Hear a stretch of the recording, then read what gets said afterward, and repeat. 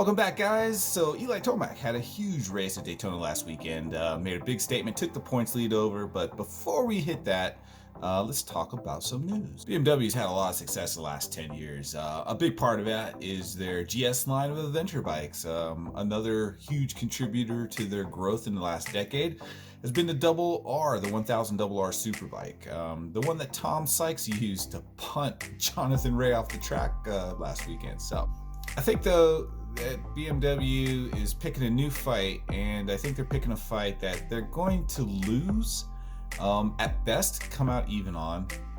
And I think that their success this last decade or so, the growth that they've experienced, is maybe getting to their head.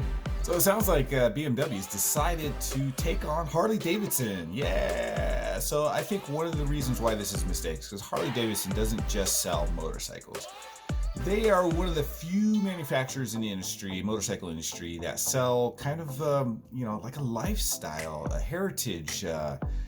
They're, it's really tough to kind of compete with that. It's not about just building an awesome motorcycle, which clearly BMW can do.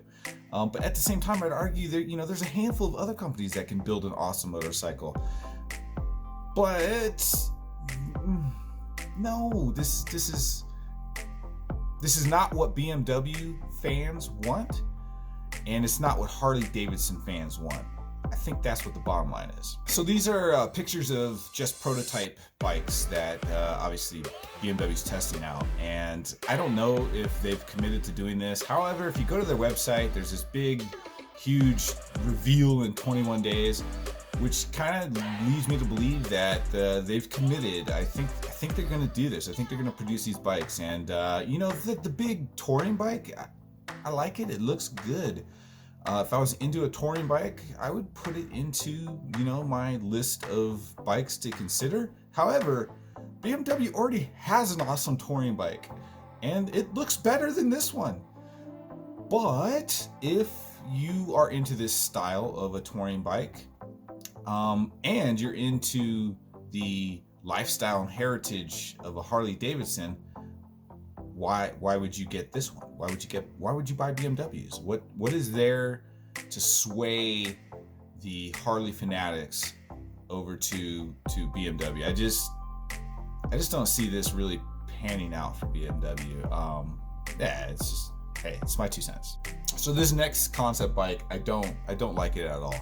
I'm not sure if it's, well, let me clarify. So the frame, the tank, the cowling over the headlight, the front fender, the rear fender, everything looks good. It flows well.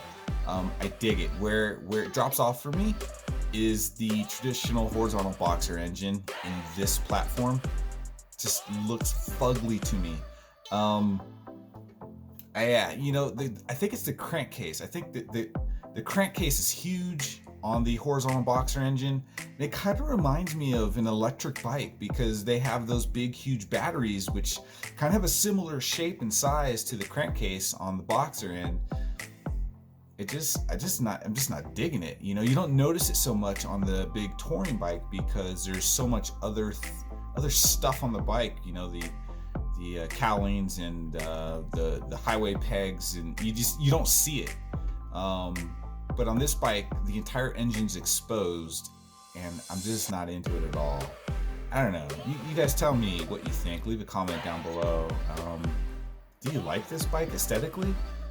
Just, maybe it's because we've been so trained over many decades in a platform like this, a cruiser.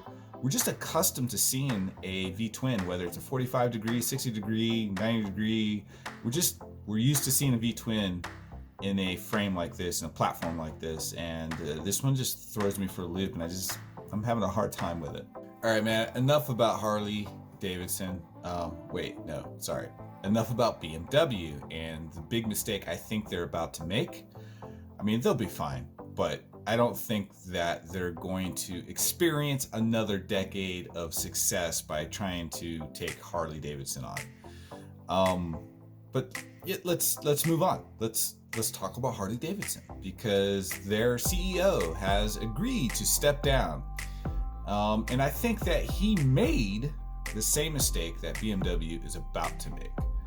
And it's kind of strange to say that, because if you look at his history, he's been with the company for 25 years, 26 years, quarter of a century. You would think somebody that's been with the company that long would understand what makes Harley successful and what doesn't make Harley successful. So he's the CEO. He's probably best known for the Livewire. Maybe you've heard of it, maybe you haven't. And if you haven't, that's kind of an indication of why he's no longer the CEO. But the point is, back to what really makes Harley successful, and it's not the newest, most technology advanced motorcycle. It's more about a lifestyle and a foundation and a heritage. And when you're buying a Harley, you're not just buying a bike.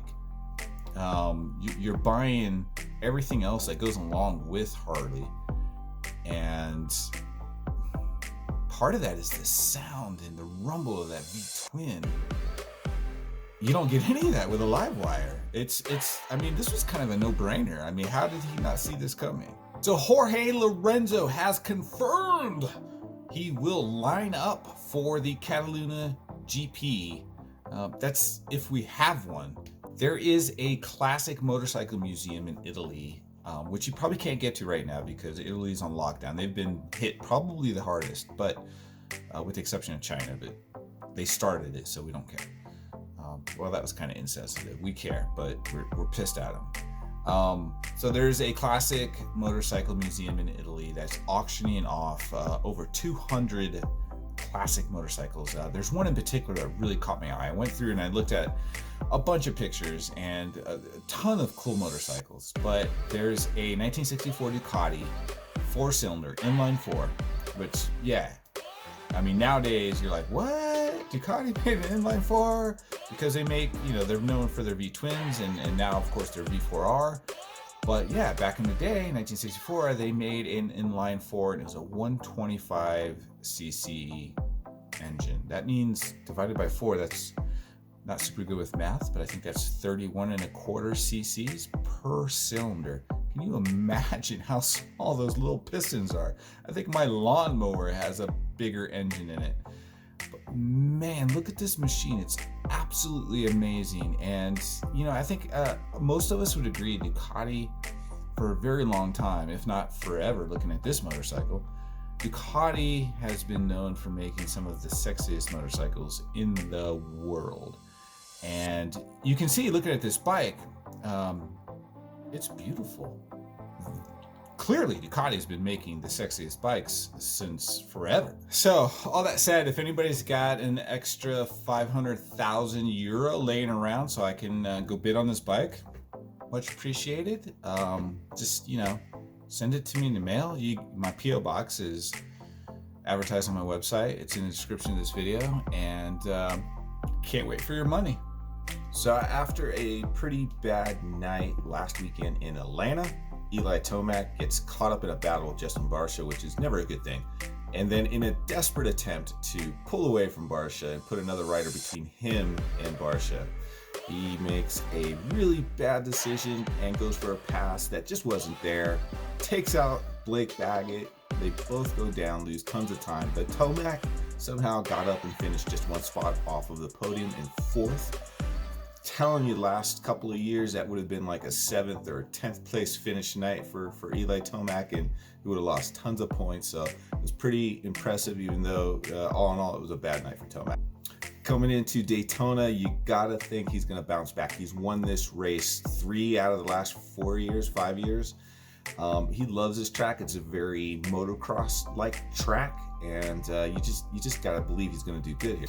All right, little change of scenery to finish off this weekly recap. Now let's jump into the main event. Tomac gets kind of a miserable jump off the start, but stays inside and ends up coming out of the last turn onto the straightaway in the first jump in 6th place, I think. So not a great start, but by Tomac standards, it's an okay place to be.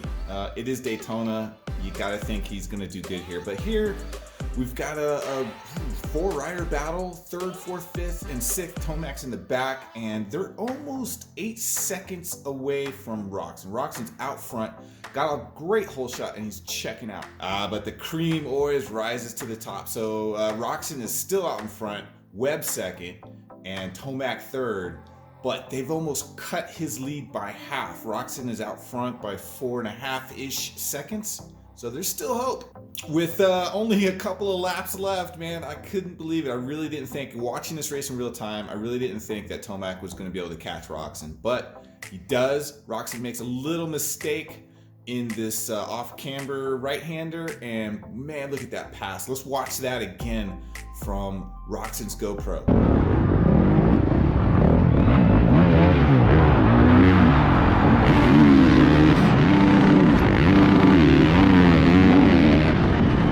So that's it, guys. Couldn't believe it. I really didn't think mid-race that anybody was going to catch Roczen. But Tomac did it. Classic burnout on the Daytona banking for the fans. And unfortunately, guys, next week and the following week's races, and next week being tomorrow, would have been the Indianapolis round. And then the round after that, they've both been canceled due to the coronavirus. So hopefully the virus passes soon. Not only has the next 2 rounds of Supercross been canceled, but the next couple rounds of World Superbikes been canceled. The first round of MotoGP was canceled, even though they still ran Moto2 and Moto3 classes. I don't even understand that. That makes no sense. You're gonna run 2 of the 3 classes, but the premier class is gonna stay home? Whatever. Look, guys, keep the rubber side down, stay safe, and I don't know what I'm gonna talk about next week.